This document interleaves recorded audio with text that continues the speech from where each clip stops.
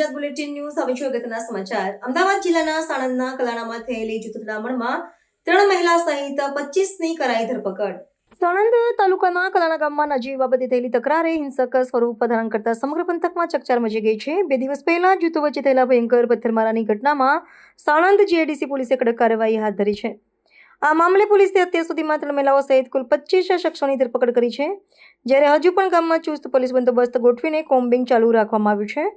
અમદાવાદ જિલ્લાના સાણંદ નજીક આવેલા કલાણા ગામના 29 ડિસેમ્બરે થયેલી જૂથ અથડામણ મામલે સાણંદ જીઆઈડીસી પોલીસે 25 આરોપીઓની ધરપકડ કરી છે। આરોપીની ધરપકડ અને તેમની પ્રાથમિક પૂછપરછ બાદ અથડામણને લઈ મહત્વનો ખુલાસો પણ થયો છે। જૂથ અથડામણનું મૂળ કારણ યુવકો વચ્ચે એકબીજા સાથે જોવાની બાબતેથી થઈ હતી। શરૂઆત એક સામાન્ય તકરારથી થઈ, જેને ઉગ્ર સ્વરૂપ ધારણ કરી લીધું હતું। કલાણાના તળાવ પાસે શાહરૂખ પઠાણ નામના આરોપી અને એક સગીર વચ્ચે એકબીજા સામે જોવા જેવી નજીવી બાબતે ઝઘડો થયો હતો। આ નાનકડી તકરાર એટલી હદે વરસી ગઈ કે તે બે જૂથો વચ્ચેની ઉગ્ર અથડામણમાં પરિણમી, જેમાં પથ્થરમારો પણ થયો હતો। આ ઘટનાનો એક વિડીયો પણ સામે આવ્યો છે। સાણંદ જીઆઈડીસી પોલીસે આ મામલે ત્વરિત કાર્યવાહી કરી છે। પથ્થરમારામાં સંડોવાયેલા 3 મહિલા સહિત 25 લોકોની ધરપકડ કરવામાં આવી છે। આ મામલે કુલ 60 જેટલા લોકોની અટકાયત કરવામાં આવી હતી। આ ઘટનાની ગંભીરતાને ધ્યાનમાં રાખીને કલાણા ગામમાં સતત 3જા દિવસે પણ પોલીસનું કોમ્બિંગ કરવામાં આવી રહ્યું છે। 1 ડીઆઈએસપી, 5 પીઆઈ અને 8 પીએસઆઈ સહિત 100 જેટલા પોલીસકર્મી ગામમાં શાંતિ સ્થાપિત કરવા અને લોકો ડરનો માહોલ ન રહે તે માટે કાર્યવાહી કરવામાં આવી રહી છે। પોલીસ દ્વારા ઘટના બન્યા બાદ આરોપીઓ ખેતરમાં છુપાયા હતા, જેથી ડ્રોન સર્વેલન્સની મદદથી આરોપીઓને શોધીને પકડી પાડવામાં આવ્યા છે। અમદાવાદ ગ્રામ્ય પોલીસ વડા દ્વારા પણ લોકોને અપીલ કરવામાં આવી છે કે આ ઘટના સંદર્ભે કોઈપણ પ્રકારની આપવામાં આવે સોશિયલ મીડિયા મારફતે મળતી માહિતી અંગે ખરાઈ કરવામાં આવે। પકડાયેલા 25 આરોપીઓમાંથી 5 ગુનાહિત ઇતિહાસ ધરાવે છે। 29 ડિસેમ્બરના કલાણા ગામમાં એક બનાવ બન્યો હતો। એ બનાવમાં જે રીતે આપ વિડીયોમાં જોશો કે બે ઠાકુરના છોકરાઓ એક બાઇક લઈને જાય છે અને એક મુસ્લિમ વ્યક્તિ એક બાઇક લઈને આવે છે। એ બંનેને વચ્ચે જો આપસમાં તું મારે સામે કેમ જોવે છે આ રીતે એક કન્વર્સેશન થાય और એને પછી કે તમને હું ત્યાં મળશું જોઈએ, જાપા ઉપર મળશું જોઈએ, આ રીતે એનો કન્વર્સેશન થાય। એના આધારે વિડીયો જે છે એ પોતપોતાના ગ્રુપમાં મોકલ્યો હતો और એને પછી જો એના બંનેના મિત્ર એક જગ્યાએ ભેગા થયા और એના કારણે પથ્થરમારો થયો હતો और આ પથ્થરમારા પછી તાત્કાલિક પોલીસ ત્યાં પહોંચી ગઈ હતી और અત્યાર સુધી લગભગ 62 લોકોને અમે ડિટેન કર્યા હતા और એની ક્વેશ્ચનિંગ કરીને ટોટલ 25 લોકો અત્યારે જે ધોરણેસર અટક કરવામાં આવેલા છે એન્ડ રિમેનિંગ જે એક્યુઝ છે એને એની શોધખોળ અત્યારે ચાલુ છે। ગામમાં છેલ્લા 4 દિવસથી કન્ટિન્યુઅસ કોમ્બિંગ ચાલુ છે અને એ જે આરોપી હતા એ આરોપી નજીકના ખેતરમાં જે ભાગી ગયા હતા એને છુપાઈ ગયા હતા। તો મેં ડ્રોનનો યુઝ કરીને એને 2-3 ડ્રોનનો યુઝ કરીને વ્યવસ્થિત કોમ્બિંગ કરીને એને શોધી કાઢ્યા હતા और અત્યારે ગામમાં એકદમ પીસફુલ વાતાવરણ છે।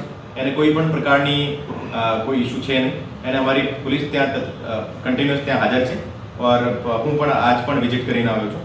ટોટલ આજના દિવસે પણ જો ટોટલ 100 લોકોની એક ટીમ જે ત્યાં ઘર ઘર જઈને જે કોમ્બિંગ કરીને આવી હતી और જે પણ આરોપી અત્યારે પકડવાના બાકી છે એને બહુ વહેલા અમે પકડી લઈશું और ગામમાં આ રીતે ફરીથી બનાવ ન બને આ પ્રકારની પણ તજવીજ અત્યારે ચાલુ છે। સાહેબ, આ માહોલ વચ્ચે ગફાલો દોર પણ શરૂ થયો છે। હું સૌથી પહેલાં તો આપને મારફત કહેવા માગું છું કે કોઈ પણ ઇન્ફોર્મેશન ચાહે આ પત્રકાર હોય યા આમ જનતા હોય, કોઈ પણ ઇન્ફોર્મેશન વેરીફાઈ કર્યા વગર આ સોશિયલ મીડિયા ઉપર યા યુટ્યુબ ઉપર ચડાવતા વખતે પહેલી વિચારવું જોઈએ કે આ અફવાને કારણે જો આખા જિલ્લા અને આખા રાજ્યનો માહોલ ખરાબ થાય।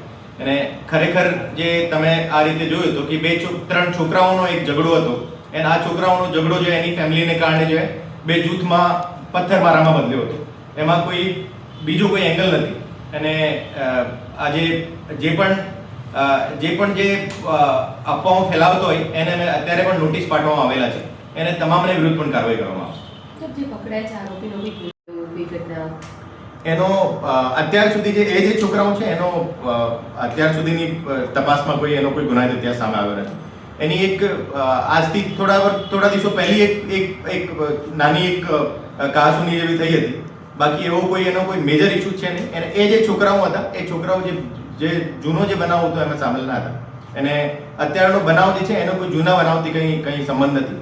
અને એકદમ સ્ટેન્ડ અલોન એક બનાવ છે। એને 3 છોકરાઓનો નાના છોકરાઓનો એક ઇસ્યુ હતો જે એના ફેમિલી અને મિત્ર એને મળીને મોટો બનાવ્યો હતો और અત્યારે ગામમાં સ્થિતિ સંપૂર્ણ રીતે કાબૂમાં છે અને કોઈ પણ પ્રકારની ત્યાં ઇસ્યુ નથી. લોકો પોતપોતાનો દિનચર્યા વ્યવસ્થિત રીતે ચલાવી રહ્યા છે. એને કોઈ પણ અફવા ફેલાવશો નહીં અને કોઈ પણ પ્રકારની મિસઇન્ફોર્મેશન ફેલાવશો તો જો એને ઉપર પણ તાત્કાલિક કાર્યવાહી કરવામાં આવશે. સોશિયલ મીડિયામાં જે એ લોકોની ક્યાંક વર્ચસ્વ ક્યાંક પોસ્ટ કરી અને કોમેન્ટ કરવાની એ લોકોની ચાલતી હોય છે ગામમાં, જે અત્યાર સુધી પ્રાઇમરી તપાસ એ શું એ પણ એક કારણ હોઈ શકે ખરું? એની તપાસ અત્યારે ચાલુ છે. અમે તમામ એના જે સોશિયલ મીડિયા ગ્રુપ્સ છે, એના પોતપોતાના નાતીના એના જે ધર્મના જે ગ્રુપ્સ છે, એ જેમ મુસ્લિમ એકતા ગ્રુપ કરીને છે, ઠાકોર એકતા ગ્રુપ કરીને છે, એ તમામ ગ્રુપમાં એવું કોઈ ભડકાઉ પોસ્ટ મૂકેલો હોય એની પણ અમારે તપાસ ચાલુ છે.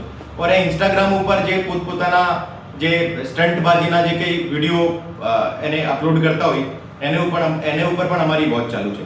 અત્યાર સુધીની આ વિષયમાં એને લઈને જે ઝઘડો થયો હતો એવું અત્યાર સુધીની તપાસમાં સામે આવ્યો નથી. ખરેખર એક સ્ટેન્ડ અલોન એક ઇસ્યુ છે. 3 છોકરાઓનો ઝઘડો હતો અને એના મિત્ર મળીને એને મોટો કર્યો હતો. એને પોલીસ તાત્કાલિક પહોંચી ગઈ, એને સ્થિતિ કાબૂમાં લઈ લીધી.